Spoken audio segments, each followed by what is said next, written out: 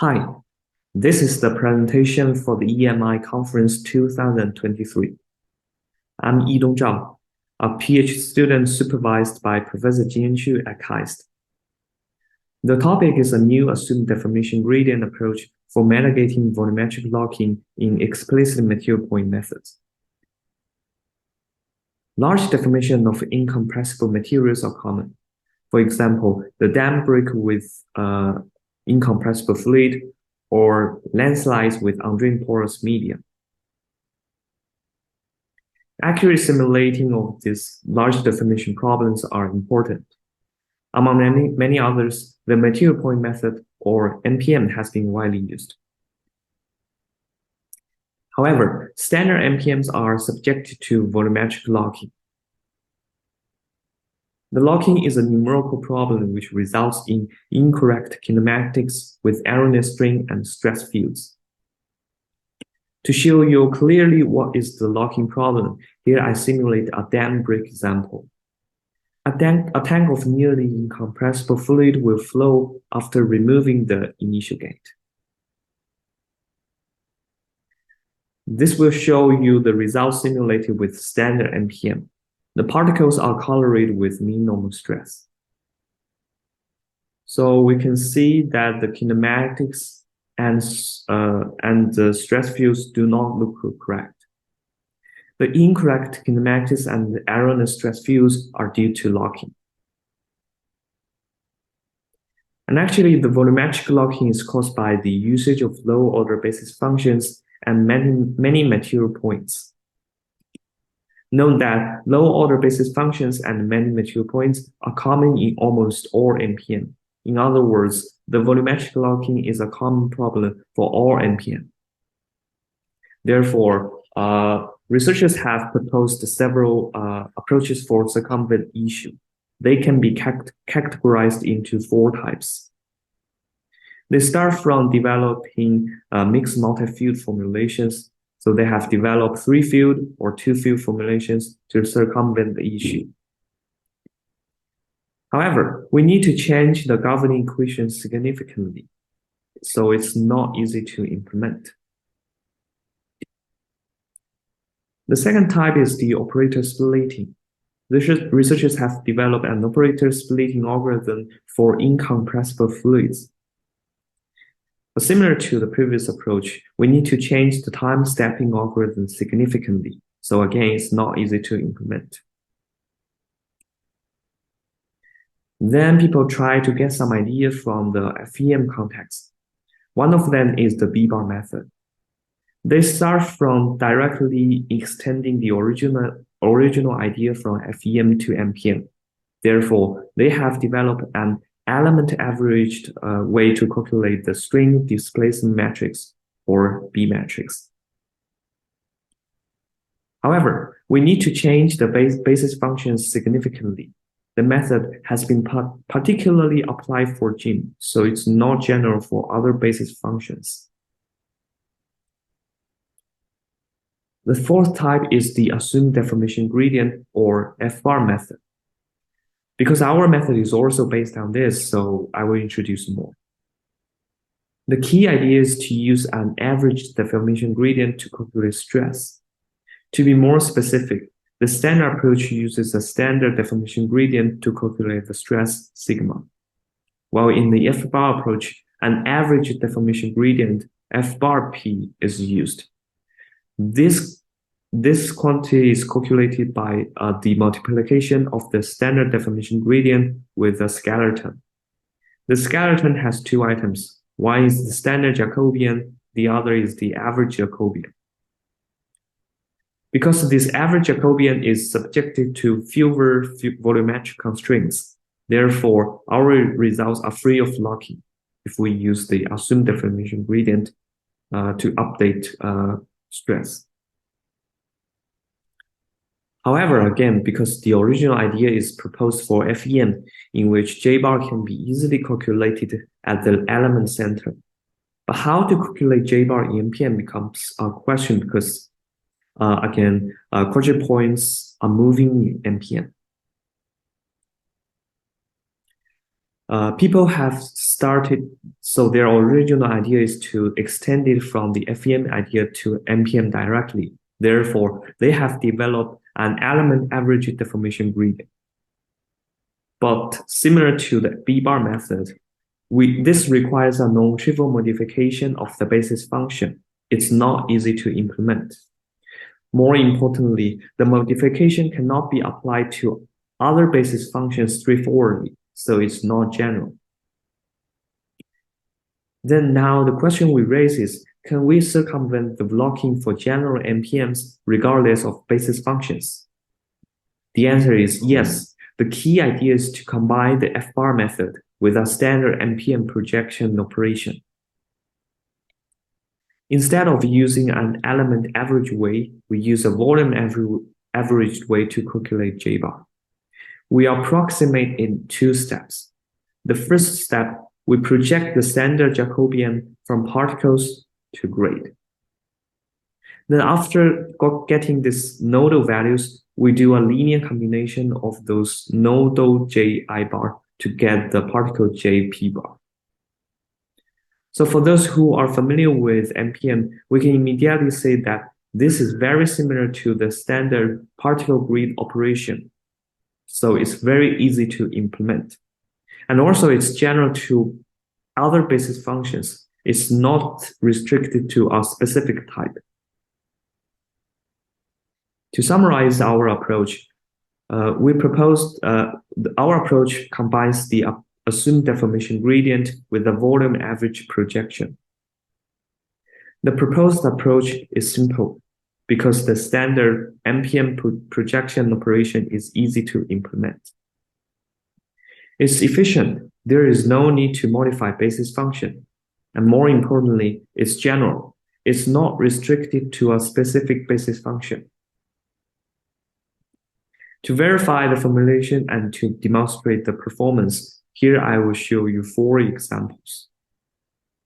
The first one is the Cook's memory, which is a classical example to verify the formulation in a simple setting. We use a new Hawking elasticity with a Poisson ratio, which is very close to 0.5 to model the incompressible behavior. And actually, there are reference solutions. The reference solutions are simulated by Bichter using the B-bar GIMP. So comparing with the standard GIMP, we can show that the mean normal stress becomes much smooth in the B-bar GIMP. We also simulate the same problem with standard GIMP and F-bar GIMP. We can see that standard GIMP shows heavy oscillations, while F-bar GIMP provides a smooth stress fields. We also investigate the influence of refinement, but we found that actually refinement does not solve the locking problem. So here standard GIMP still shows heavy oscillations, while F-bar GIMP consistently shows smooth stress fields. By comparing our F-bar GIMP with B-bar GIMP, we can see that F-bar GIMP are very similar to the B-bar GIMP. So both of them can provide smooth stress fields. For further quantitative comparison and verification, we plot out the tip displacement for the right top corner. So we can see that F-bar GIMP is quite similar to B-bar GIMP, which shows convergence to the benchmark solution, while standard GIMP significantly underestimate the displacement. And this figure shows that our approach also works well for B-splice. In our second example, we simulate the 2D strip footing. We use this example again to verify the formulation involving contact. Notice that an analytical solution, the so-called Prandtl solution, is available for this example. We use a Henke elasticity with Poisson ratio close to 0.5 with J2 plasticity to model the undrained soil behavior. Note that the soil will become incompressible in both elastic and plastic stages. Here are the results showing the mean normal stress simulated with standard GIMP and F-bar GIMP. We can see that standard GIMP shows heavy oscillations in the stress fields, while F-bar GIMP gives us smooth stress fields. Similarly, we can see that the proposed approach works well for B-splines. And notice that although using the B-splines can make results better in standard MPM, but it's still suffering from locking, showing the heavy oscillations here. For further verification, here we investigate the low displacement curves. So we can see that F-bar's results converge to the analytical solution, while standard GIMP significantly overestimate the load. Also, we can see the proposed approach works well for B-splines. After the verification using Cook's memory and strip footing examples with, here we will show the examples with large deformations. Now we revisit the dam brick problem. The left video will show the results simulated with standard GIMP. The right video will show the results simulated with F-bar GIMP. So we can see from these videos that F-bar GIMP shows a reasonable kinematics with much smooth stress fields, while we can see that, again, the kinematics does not look correct with standard GIMP. Also, it shows heavy oscillations in mean normal stress fields. And actually, this example has been investigated by Master et al. Using multi-field formulations. So by comparing our F-bar GIMP with the reference solutions, we can see that they match very well in terms of both kinematics and mean normal stress fields.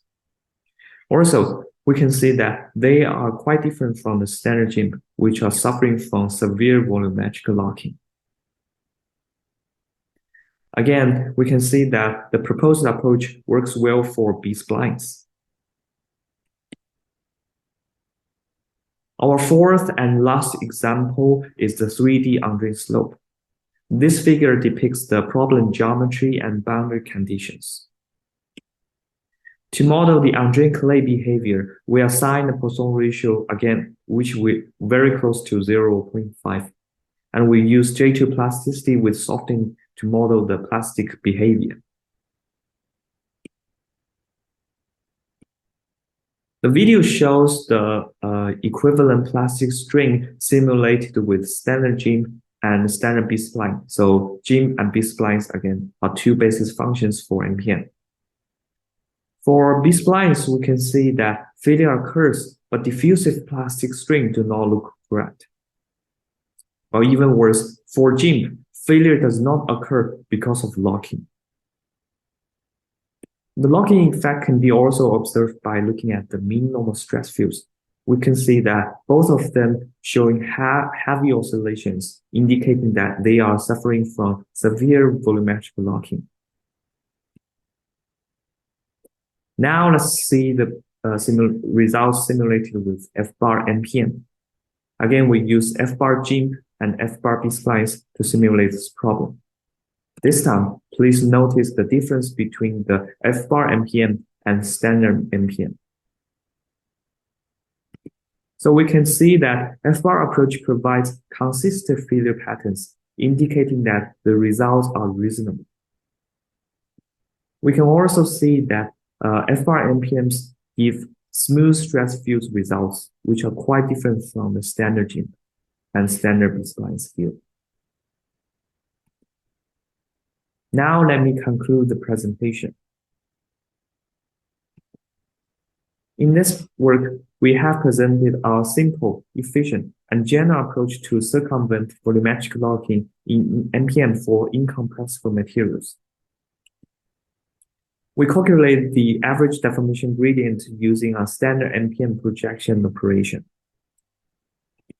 We have verified with the Cook's memory example and the strip footing problem involving contact. And we have also demonstrated the performance for a challenging dam break problem and a 3D sewer problem with large deformations. For details, please read our papers here. That's all for my presentation. Thank you for listening.